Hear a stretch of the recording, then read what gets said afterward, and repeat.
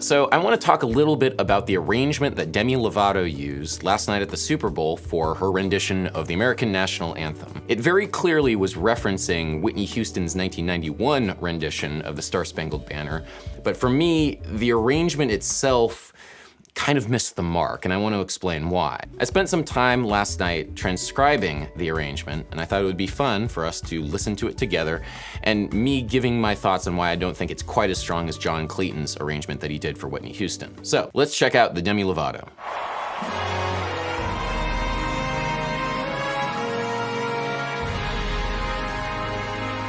All right, so right away, I'm pretty sure they're using MIDI with a sample library instead of a real orchestra, which is not the end of the world, but it does add this cheese factor to the whole sound. Also, the opening is fairly stark. You have these two lines moving in contrary motion, but they start on a dissonance, this major ninth, and this naked tritone right here, finally resolving to a major sixth. I might soften that dissonance by adding an inner line, which goes, so it would sound like this. That's a minor detail, but for me, it's indicative of problems with the full arrangement, which doesn't feel as fleshed out as it could be. Anyway, let's keep listening.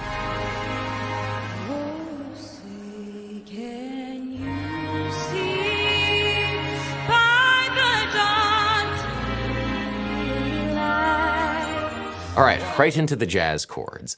The way that these are harmonized are with a triad in the upper voices and the third in the bass, creating an inversion, but with a third in the upper voices replaced by the second degree of the scale, creating, in this case, an E flat sus2 over G, and then also a D flat sus2 over F.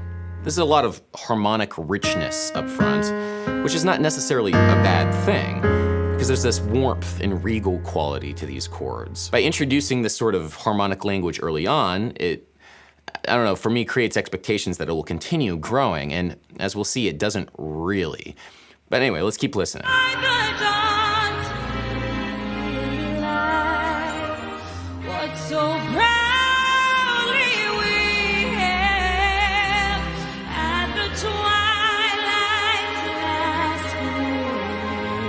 All right, some nice stuff in there, and even though there is some melismatic reinterpretations of the melody, Demi Lovato keeps it fairly straight, which I do appreciate. I guess for me in this section, there's a little bit of a, mismatch of the density of harmony between two chords.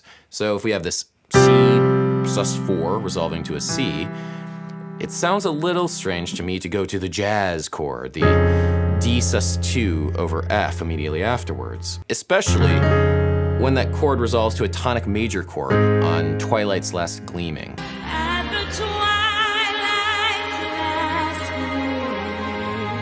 There's something fairly weak about it. I don't know, I don't believe it. But anyway, let's keep listening. Whose broad stripes and bright stars through the perilous fight. Okay, one thing I want to mention here is that the harmonic rhythm of the arrangement is a little strange. None of the chords are landing with Demi Lovato on the downbeats, and so it doesn't feel as grounded as maybe it could be. Whose broad stripes and bright stars through the perilous fight. This is going to be a little bit of a problem for me later on in the arrangement, so I just wanted to mention it now. Also, the arranger's preoccupation with this G-flat 13 is kind of like a moment of harmonic surprise, or sometimes voiced as A-flat over G-flat later on. It starts becoming a little bit grating. But anyway, let's keep going. For the ramparts we watch were so gallantly. Like you hear that, right? There's never an arrival on the downbeat, which is okay, but it gives the whole arrangement this fairly weak feeling. We never get there.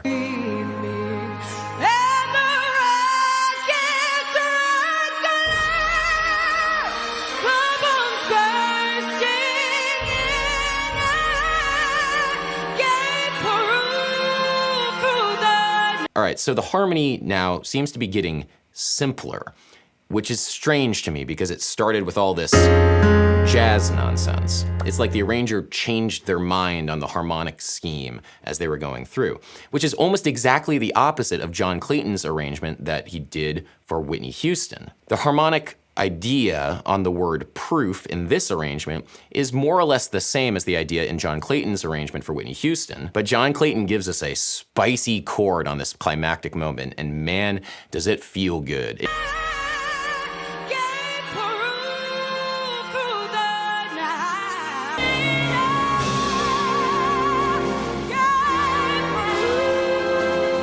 Oh my God, it's so good.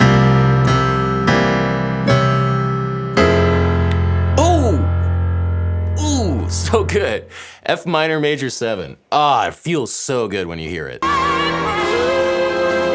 Ah, it's so good. I love it. I love it so much. Man, the arrangement on Whitney Houston's version, there's just so much drama there, and it matches the intensity, whereas on the Demi Lovato version, the intensity just is not there at the moment, even though Demi is giving a fairly dramatic vocal performance.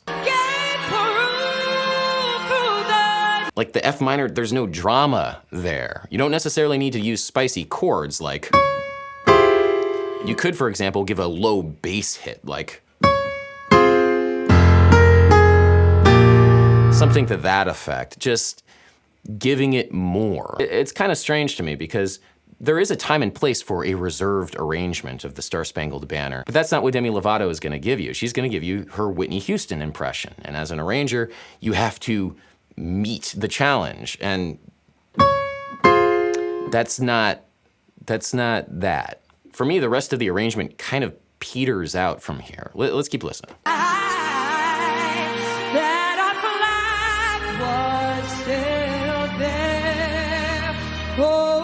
Okay, while I do like that harmonic moment of the D7 to the E flat sus4 to E flat, it doesn't really fit the whole vibe that we've been constructing so far, but it is nice. I do concede that. Anyway.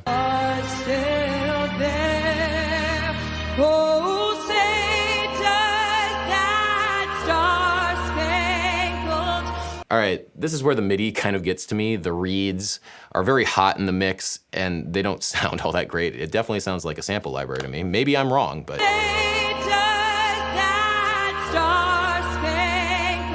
It's the Super Bowl. We should have, like, a huge orchestra, and we get like, hey, I worked on this in GarageBand.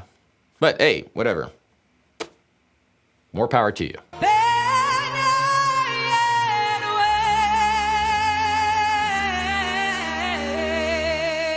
All right, I haven't talked about Demi singing all that much, but I do like the fact that she saved some of the melismas for the word wave. It makes sense. It's like a flag waving. You're going up and down with all the fancy notes. It works for me. I know some people really don't like when singers embellish it that much, but this feels tasteful to me. Or the land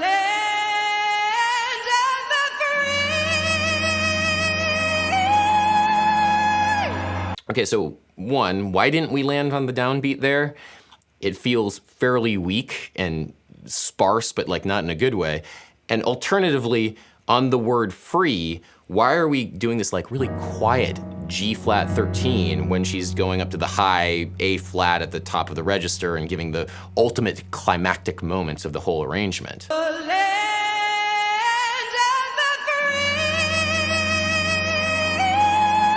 To me, it feels so counter on a philosophical level to the vocal arrangement. The story that this arrangement is trying to tell has nothing to do with the vocal performance of Demi Lovato. The vocal performance being so indebted to Whitney Houston's version that it's impossible to pull them apart, and part of what made Whitney Houston's version so great was John Clayton's awesome, awesome arrangement. So for me, this just feels, I don't know, not good. Now, I don't mean to rag on this arranger so much, but I do want to explain why I feel like this arrangement is weak.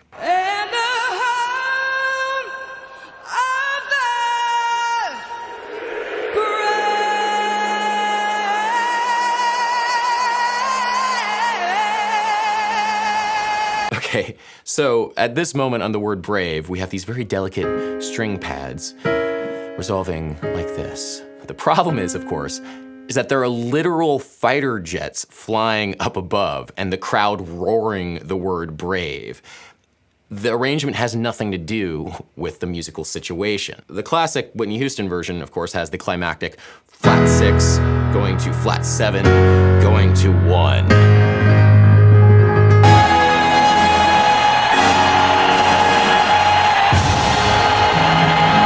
That kind of progression feels a little bit cheesy and on the nose for me in most other musical situations, but when fighter jets are flying overhead, give me that flat 6, flat 7, 1 any day, because it feels the most appropriate. Now there's other things that I have problems with the arrangement, like there should be more orchestral percussion, I think. There's definitely more snare drums, people banging on snare drums and crashes and bass drums and all that stuff. And you can program that in MIDI libraries and it will definitely fill out the whole sound. But I guess my main problem with this is there's a rich tradition of pop's orchestral arranging. Orchestrators and arrangers working on Broadway, in Hollywood, all over the place. And there is definitely a canon of arranging that can be brought to something like the Star-Spangled Banner at the Super Bowl. To me, this arrangement was not of that caliber, and that's what's a little disappointing. Now, some people on Twitter were comparing it to my arrangements of pop songs, which, to be fair, yeah, there are a lot of jazz chords and it might feel a little disjointed, but the number one thing that I want to do when I'm creating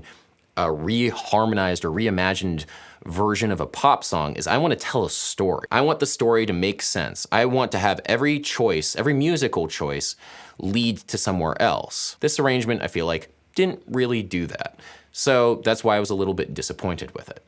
Anyway, if you enjoy videos like this, please consider donating to my Patreon, because it's the patrons over at Patreon that make this channel possible. Thank you so much for watching, and yeah, have a good one, everybody.